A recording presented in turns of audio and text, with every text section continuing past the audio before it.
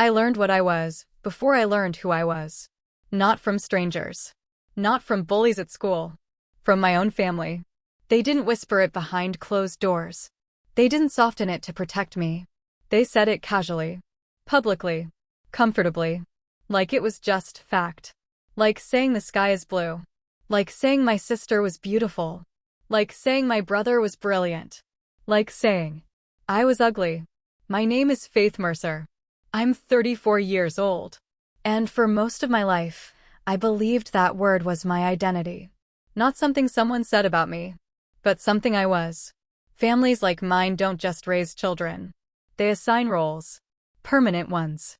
Jolene, my older sister, was the pretty one. Caleb, my brother, was the smart one. And me?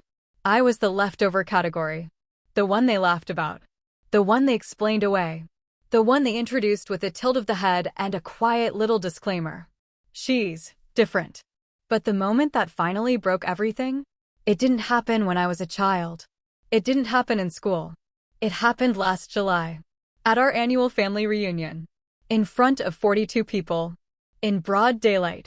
My Aunt Patricia stood beside me, smiling like she always did when she was about to say something cruel disguised as humor.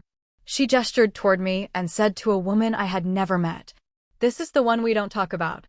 And everyone laughed. Some politely. Some uncomfortably. Some, like they had heard it 100 times before. Because they had. I was standing right there. 34 years old. Still being introduced like a secret. But here's what none of them knew. That woman, Patricia, said it too? She wasn't a random guest. And what she did next didn't just embarrass them. It exposed them. Completely. But to understand why that moment mattered, you have to go back. Way back. For the first time, I heard it. I was 6 years old. Jolene was 8. It was a Sunday in June, the kind where everything smells like cut grass and heat. My mother sat in the living room, sewing. She was making matching dresses for every girl in the family. My cousins. My sister. Even my aunt's stepdaughter, who had only been around for 4 months. Everyone got a dress. Except me. I remember standing there, small hands clenched, asking why. My mother didn't even look up. "Jolene needs something nice," she said. "She photographs well."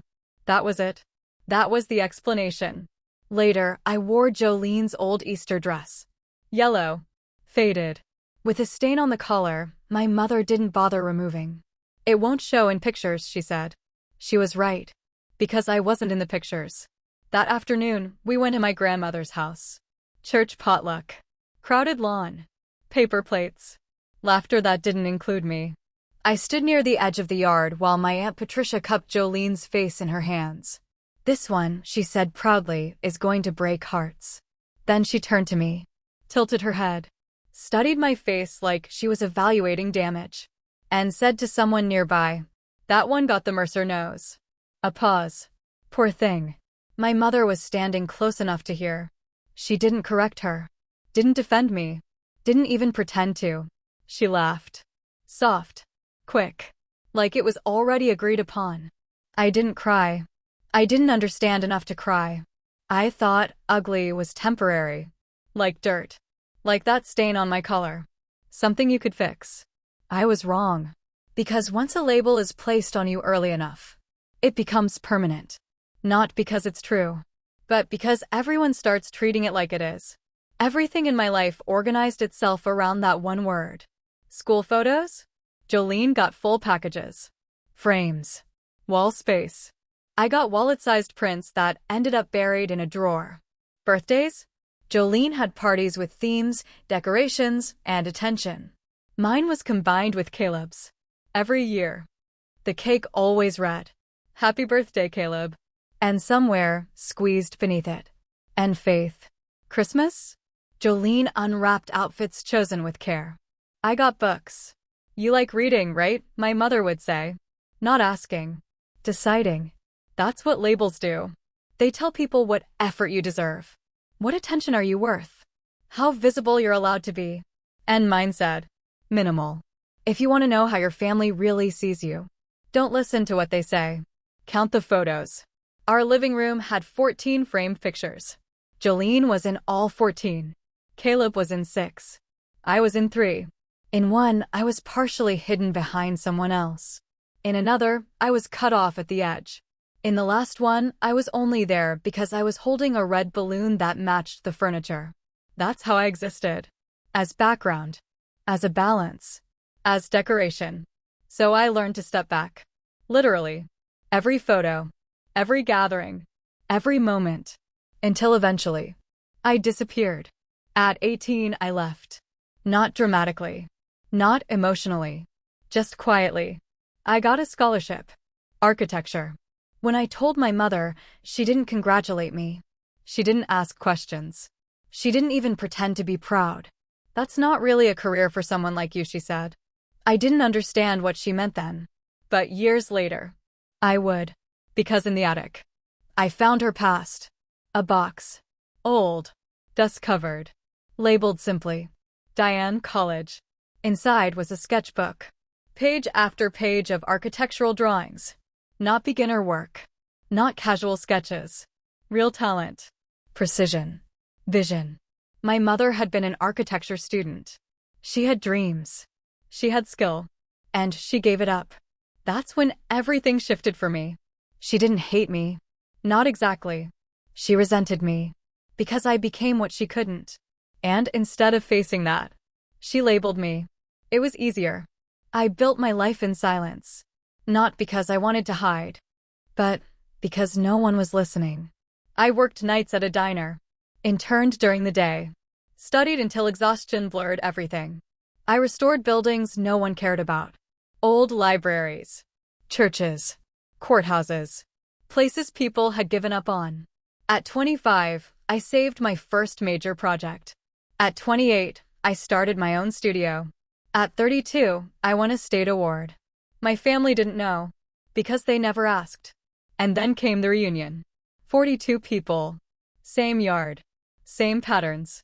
Same roles. And I was exactly where I had always been. At the kids' table. Until she arrived. Nora Whitfield. She didn't belong there. You could tell immediately. Different posture. Different energy. Different awareness. She sat next to me. Not across. Not near. Next to. She spread out photos. My work. My buildings. My life. She saw me.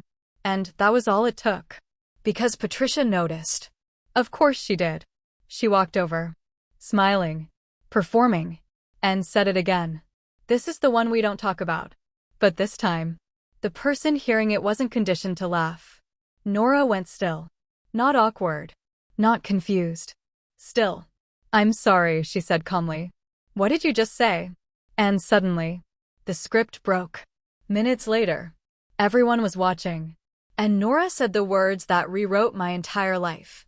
I'm here because of her. She pointed at me. And then she showed them. Everything. My work. My impact. My name. Faith Mercer, she said, is one of the most important preservation architects working in the country today. Silence. Heavy. Unavoidable. For the first time. They saw me. Not as a label. Not as a joke. As truth. My mother tried to recover. Tried to reshape reality. But it didn't work.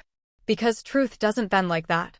And for the first time in 34 years, I didn't shrink. I didn't argue. Didn't defend. Didn't explain. I just stood there. Visible. Before I left, I found my father. He had saved everything. Every article. Every achievement. Every proof. Quietly. He never said it. But he believed in me. And that was enough. I drove away that day without looking back. Because I finally understood something. I wasn't invisible. They just refused to see me. And I didn't need to keep trying. 3 months later, my face was on the cover of a national magazine. The same face they called ugly. My father framed it. Put it on the wall. My mother didn't remove it.